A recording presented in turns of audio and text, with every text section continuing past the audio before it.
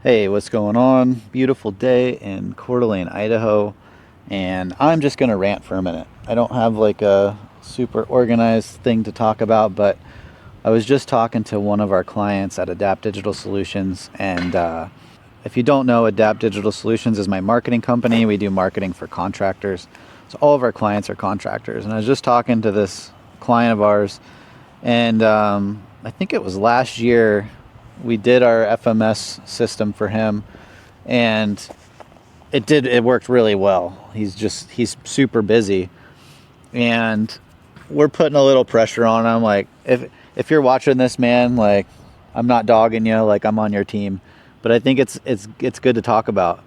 Like, we're putting a little bit of pressure on him to invest in his online presence some more and his marketing, so that he can keep getting more and more customers. And he's thinking like, oh, I'm so busy right now, like I can't really take on more work. And that's it's an interesting transition that we all go through sometime in our business career. Hopefully some of us never make it there, but you get so you get so programmed to think that you have to take every job that comes in, that when the time comes that you don't, like, there's like a transition period where you kind of like maybe realize it one day, but you really realize it like over a few months or maybe even a few years. And when you get to the point where you are used to having too many opportunities, then it starts to become not a big deal to you. And that's where I've been for many years now. And so it's like I'm just used to that. Like, I don't want every project that comes my way, and I don't want every customer that comes my way. Like, I only want the ones that I want, and the rest I don't want. And as an example of this, I got a call last week from this woman. She called my landscaping company, and I have a landscaping company. It's the third business I started, and it's kind of on ice. Like, I don't do a whole lot with it, but we still get leads here and there. And I picked up the phone. I didn't know who was calling, and this lady blasts off into how her dog peed all over her grass in her backyard and created these yellow spots, and she's in a rental, so she wants to fix them for her landlord. And it took me a minute to realize, like, oh, she called the landscaping company. Okay. And I had to call her back because I was on another call, and I did some research. I figured out what I would do to fix it, and I found the product at Home Depot. And what I did, like, I didn't really want to do this job. Like, I don't have time for it, and yeah, I just don't have time for it. But I would probably do it if I had to. So I found the product at Home Depot. I took a screenshot of it. I texted it to her, and I texted her instructions on what to do.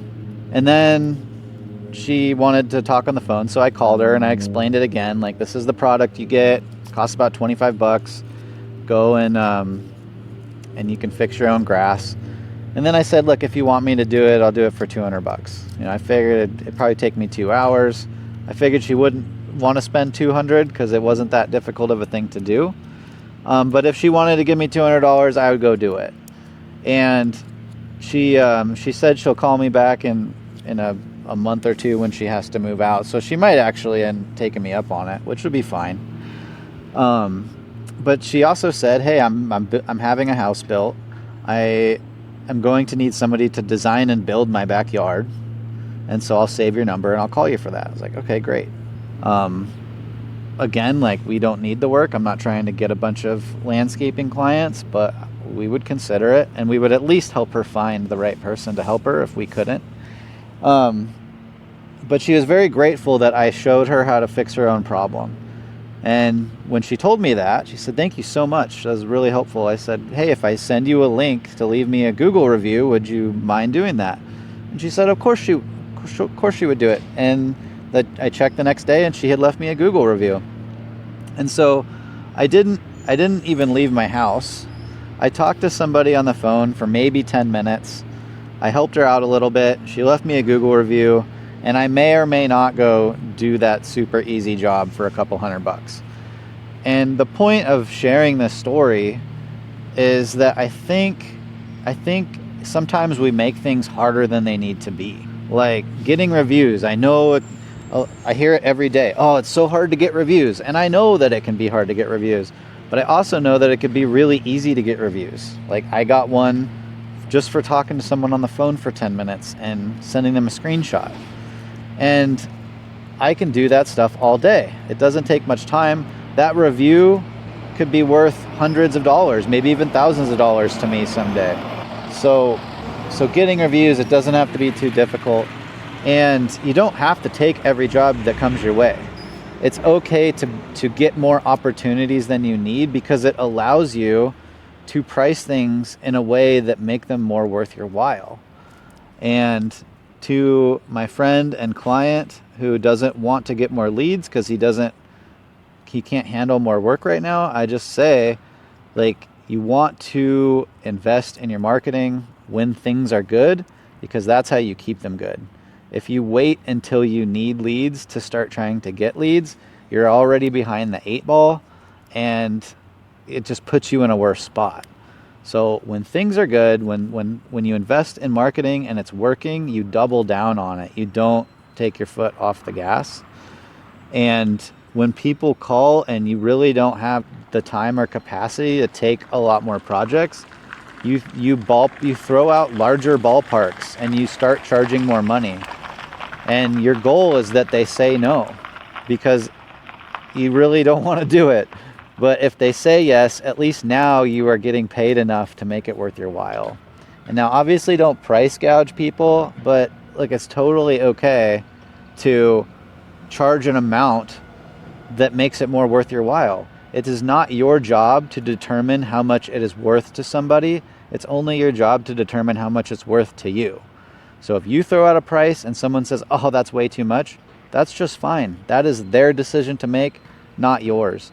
But it's so common for guys like us to undercharge things because we think, oh, no one should have to pay that much.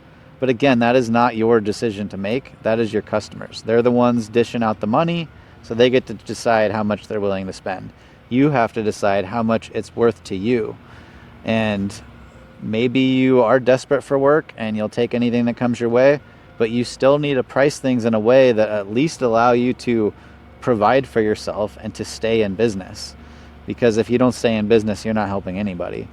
But if you have a lot going on and you can't take every job, then you need to start selecting and you need to start charging more. And that's just the way it goes. So don't make things harder than they need to be. You can do things like get reviews over the phone without even leaving your house. Just look for ways to help people, and they will be happy to pay you back with 30 seconds of work leaving a review. And if you don't need jobs, but you have opportunities coming in, start raising your prices and start throwing out ballparks over the phone, so that you're not wasting a bunch of time chasing jobs that you don't really want.